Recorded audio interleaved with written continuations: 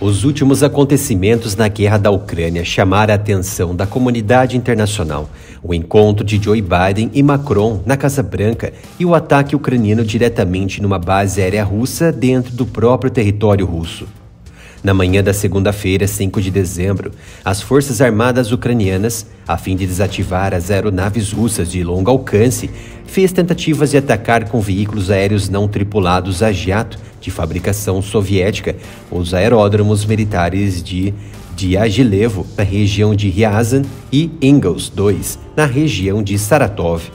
O desfecho foi a destruição parcial de um Tu-22M3 com um drone ucraniano Tu-141 a 480 quilômetros da primeira fronteira russa.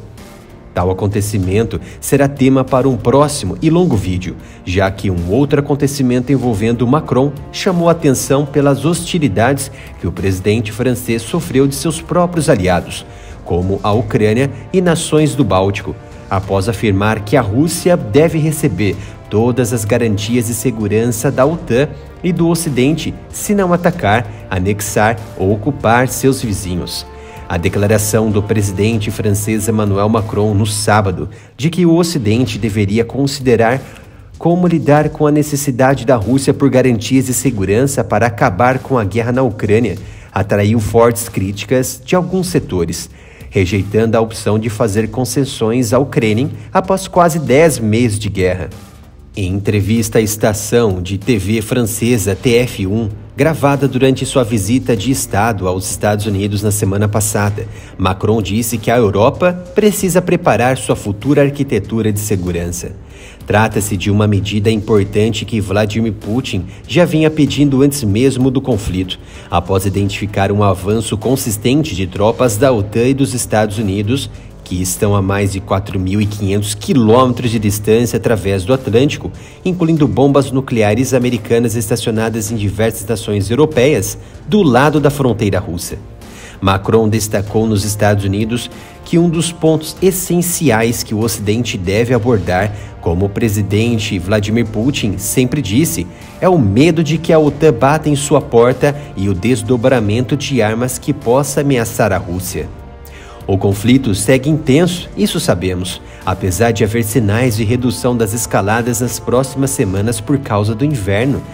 Acredita-se que nos próximos dias, muitos desfechos ocorrerão de forma intensa para compensar as possíveis retrações de tropas e os trabalhos e reparos de plantas e subestações elétricas danificadas por bombardeios russos em toda a Ucrânia. Os embates seguem também nos bastidores diplomáticos. Recentemente, o presidente russo Vladimir Putin disse ao chanceler alemão Olaf Scholz, em um telefonema na sexta-feira, que a linha alemã e ocidental na Ucrânia era destrutiva e instou Berlim a repensar sua abordagem. Foi o que disse o Kremlin.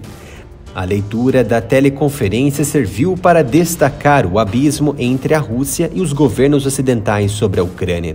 Embora Moscou e Washington tenham dito nos últimos dias que estão abertos, em princípio, a negociações. A sugestão do presidente francês Macron de que o Ocidente considere a necessidade da Rússia por garantias de segurança se Moscou concordar com negociações para encerrar a guerra na Ucrânia desencadeou uma tempestade de críticas daqueles que recebem apoio, inclusive da França. O governo de Kiev e aliados bálticos não gostaram nada do posicionamento de Macron. E novamente as críticas mostram o racha existente no Ocidente e visivelmente a tentativa da Ucrânia em manipular a liberdade de expressão, não somente de sua própria população, após censurar estações de rádio e comunicações, mas de seus aliados, que enviam dinheiro e equipamentos bélicos. Qual o motivo de Zelensky recusar uma possível resolução para o conflito vindo do próprio Ocidente? O principal assessor do presidente ucraniano, Mikhailo Podolyak, disse que é o mundo que precisa de garantias de segurança da Rússia, e não o contrário. Segundo Podolyak, o mundo civilizado precisa de garantias de segurança das intenções bárbaras da Rússia pós-Putin, mas não mencionou por que Kiev não respondeu às falas de Joe Biden sobre possíveis negociações com Putin. Depois de várias rodadas de negociações no início do conflito, Kiev e Moscou não se encontram para negociar o fim do conflito há meses. Kiev diz que as negociações de paz só são possíveis se a Rússia interromper seus ataques e se retirar de todos os territórios ucranianos que tomou. Já Zelensky afirmou que só vai negociar com a Rússia sem Putin. Já a Ucrânia disse que o Ocidente deve reconhecer a anexação declarada por Moscou em setembro de novos territórios antes de qualquer conversa com Putin. Já as nações do Báltico também se manifestaram duramente. O ex-primeiro-ministro finlandês Alexander Stubb disse que discordava fundamentalmente de Macron e as únicas garantias de segurança nas quais o Ocidente deve concentrar são essencialmente não russas, ou seja, a Rússia precisa primeiro garantir que não irá atacar os outros. O ex-ministro das Relações Exteriores da Lituânia, Linas Linkevičius, disse que a Rússia tem garantias de segurança desde que não ataque, anexe ou ocupe seus vizinhos, destacando que se alguém quiser criar uma nova arquitetura de segurança que permita a um Estado terrorista continuar com seus métodos de intimidação, deve pensar novamente, não vai voar, um claro sinal de fragilidade de qualquer negociação. Já um político ucraniano mostrou reivindicações impossíveis para negociações.